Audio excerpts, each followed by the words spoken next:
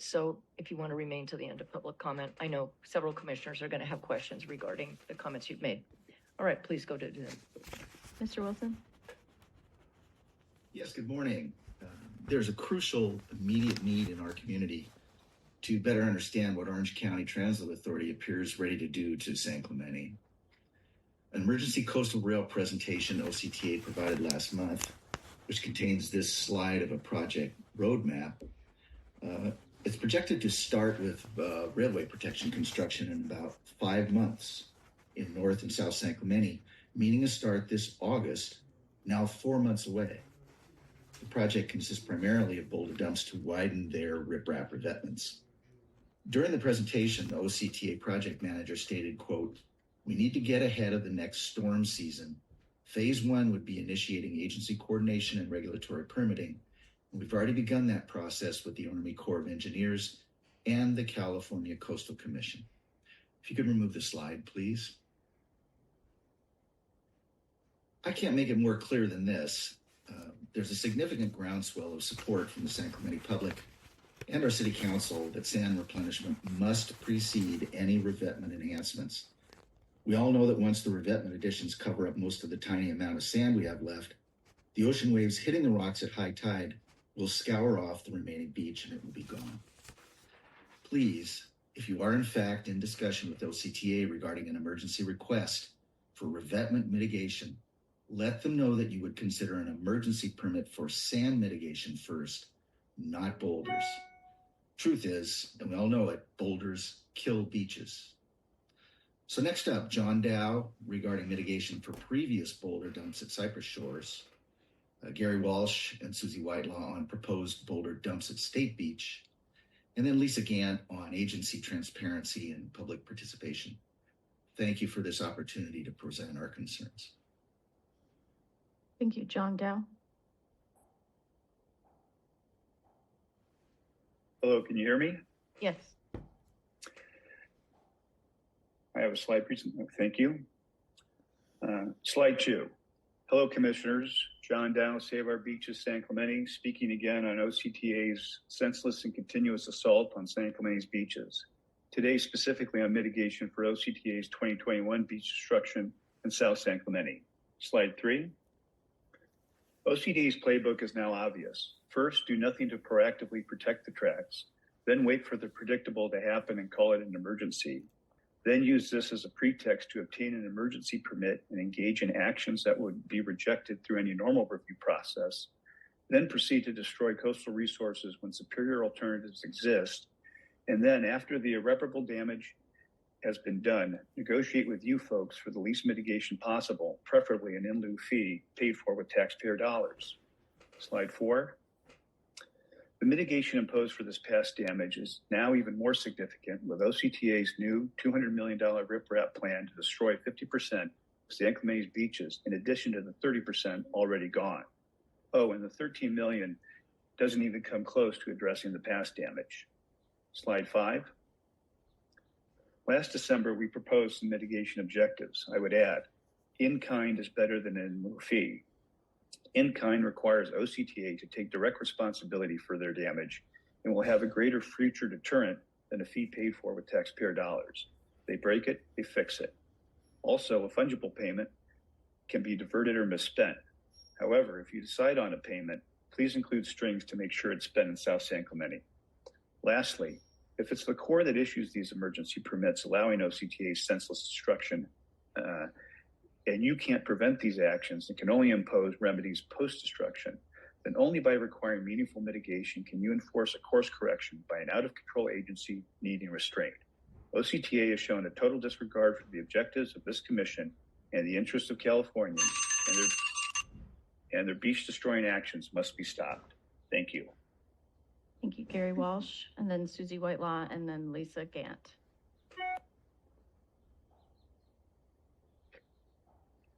Yes. Can we go to the next slide first, please? Thank you. Hi, Gary Walsh, Save Our Beaches, San Clemente. And as you heard, OCTA is once again asking for these emergency permits. I would request that you ensure that it is an emergency and not an urgency. ask you, don't fall for their cant phrases and promises that sand will be implemented as part of their plan, because their plan goes like this. They're going to place riprap down first, and then at some later time, they'll look into placing sand down in front of the riprap. That won't work because the beach will be eliminated, and the possible effective methods of replenishing beaches all require a beach to exist. No beach, no replenishment, and OCTA will shrug their shoulders and say sorry. Now on slide 1 here, this is what South San Clemente looks like after OCTA implemented massive riprap. This is a sea level photo, and I say sea level because you'll note there is no beach. That's because the riprap exacerbates sand erosion, as we all know, and once placed, there is no buffer to keep the ocean from the riprap.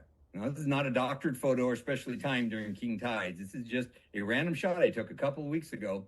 No consideration given for the tides. Slide 2, please. Slide 2, please.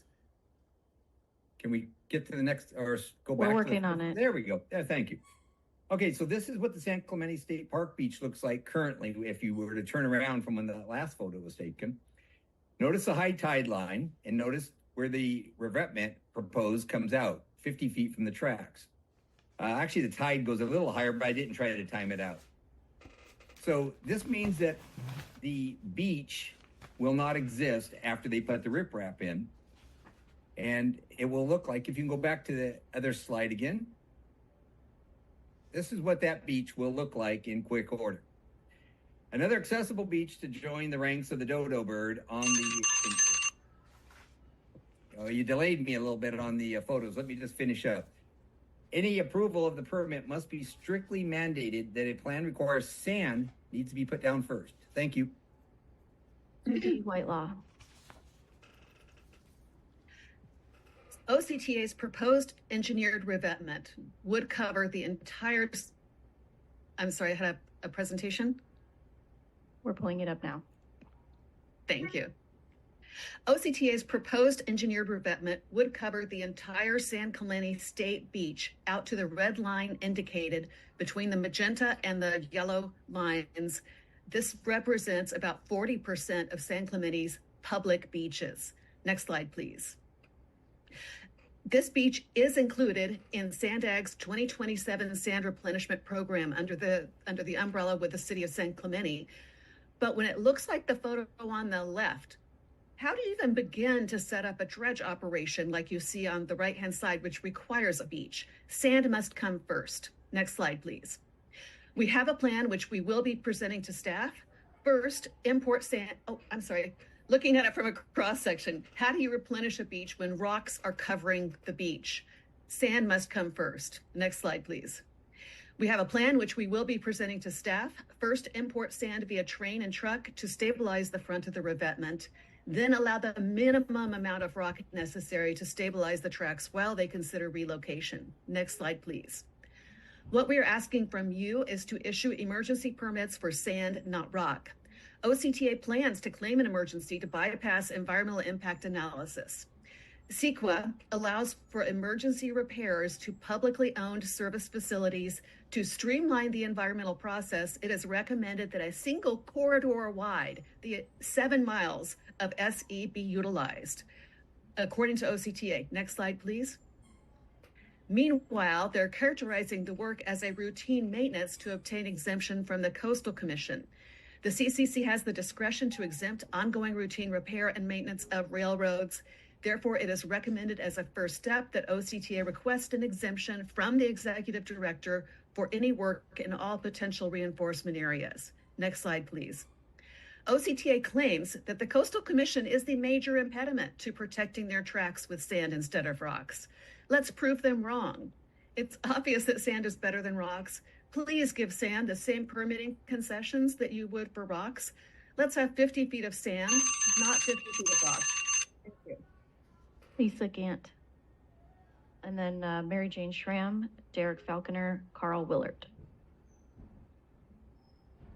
Hi. I am very disheartened by the Orange County Transit Authority's approach to rail resiliency in San Clemente. OCTA calls it coastal rail resiliency, but there is really no coastal resiliency in OCTA's approach. We have already lost a beautiful beach in Cypress Shore to the dumping of tons of boulders. The most recent proposals on March 11th by OCTA mentions only boulders and seawalls. Sand is not in that plan. I understand that emergency plans have their place. However, the coastline in San Clemente could use some proactive planning. The issuance of emergency permitting seems to be carte blanche to the dumping of huge boulders on our beaches. These are not small revetments. They are monster revetments that are piled high and wide. Over and over again, expertise has been shared with OCTA that sand replenishment is the environmentally responsible solution to railroad and beach resiliency, yet there's no serious effort to include sand replenishment in their proposals. A great deal of what OCTA is proposing is stated with the caveat of emergency permitting, and emergency permitting in this instance is due to lack of oversight. Emergency permitting bypasses environmental scrutiny. OCTA is not being held accountable, and there is no mitigation being offered for our lost beach. We need proactive planning of sand replenishment. Please issue emergency sand permits for our beaches. Thank you. Staff through the chair, will we have an update, or when is our next scheduled sea level rise conversation? I know we have these periodically, but the San Clemente area, my family goes and uses the Amtrak and goes down to that area, and you literally are looking over the night like, yeah, are we sure we want to take this? But as we see, you know, some of the major areas of infrastructure along the coast being threatened, I know we have a great relationship with a lot of our transportation authorities, but really thinking about, you know, bringing, since we're having so many of these public comments, having another forum on sea level rise and protection of, and balancing the protection of major and really critical infrastructure. Thank you, Commissioner. We don't currently have a specific conversation as you're describing scheduled. We can kind of contemplate that and what might be the best format and timing for something along those lines. I did want to mention that we are very actively involved in the conversation around OCTA and some of the public comments that you've seen today. As you saw, we have an item on today that's a follow-on permit to an emergency action that we authorized from OCTA. It's a very active and ongoing conversation at all levels of government at this point. There are conversations going on within the administration, within the local government, within the legislature. So it is a very active conversation, and I think we will be, if we have a meeting with OCTA next week as another example, to talk a little bit more about the follow-on for the emergency permit at Cypress Shores. So there's a lot going on there. We will be updating you as we can. That follow-on permit will be coming to the commission at some point later this year. I'm not really sure of the timing yet, but it is a very, you know, I do want to thank all the public commenters too for coming out. We appreciate all the time and effort they've put into coming up with solutions and trying to work with everybody. And I just want them to know we are listening.